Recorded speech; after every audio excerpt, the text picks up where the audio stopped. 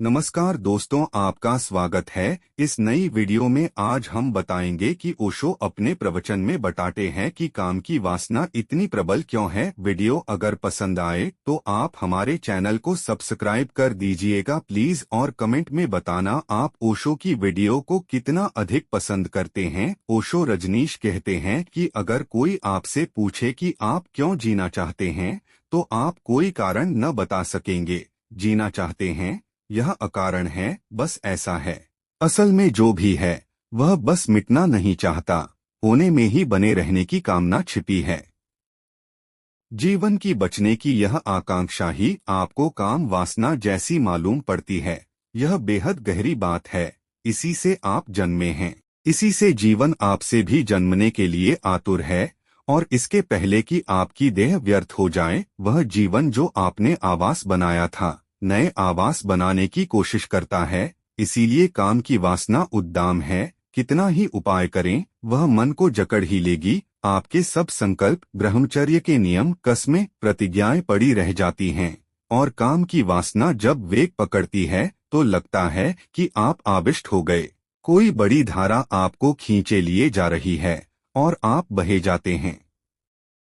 और समस्त अध्यात्म की खोज इस काम वासना के रूपांतरण में है, क्योंकि यह जो जीवन की धारा है, अगर यह बाहर की तरफ बहती रहे तो नई देह, नए शरीर पैदा होते रहेंगे। इस जीवन धारा के दो उपयोग हैं, बायोलॉजी के अर्थों में संतति, अध्यात्म के अर्थों में आत्मा। इससे शरीर भी पैदा हो सकते हैं अगर यह बाहर जाए, और इससे आपकी आत्मा की किरण भी प्रकट हो सकती है अगर यह भीतर आए।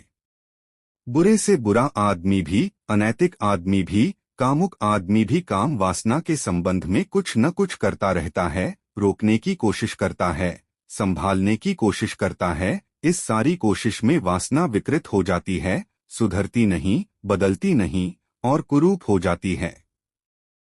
सारी दुनिया कुरूप काम वासना से भरी है।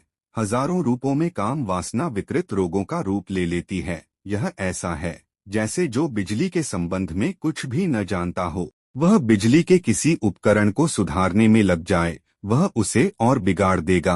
अच्छा हो छूना ही मत जब तक समझ न लो, ठीक समझ कर ही भीतर चलना, अन्यथा जिस शक्ति से आत्मा का जन्म हो सकता था उसी से आत्मघात भी हो सकता है।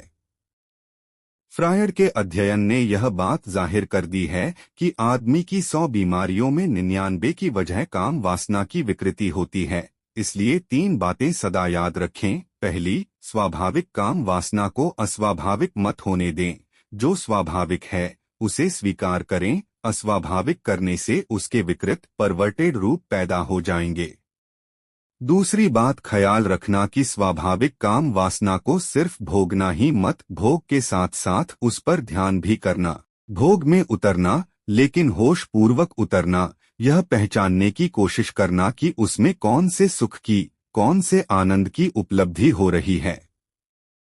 और तीसरी बात यह कि यह खोज भी जारी रखना कि जो सुख या शांति की झलक मिलती है वह वस्तुत काम वासना के कारण मिलती है या कारण कोई और है। स्वाभाविक वासना हो तो यह तीसरी बात समझने में आपको ज्यादा देर नहीं लगेगी और पता चल जाएगा कि काम वासना के कारण सुख और आनंद की प्रतीति नहीं होती है। काम की तृप्ति में जो सुख मिलता है उसका मौलिक कारण काम नहीं है, उसका मौलिक कारण ध्यान है, समाधि है। सेक्स के शिखर पर पहुंचकर एक क्षण को मन शून्य हो जाता है। इस शून्य में आपको सुख की झलक मिलती है।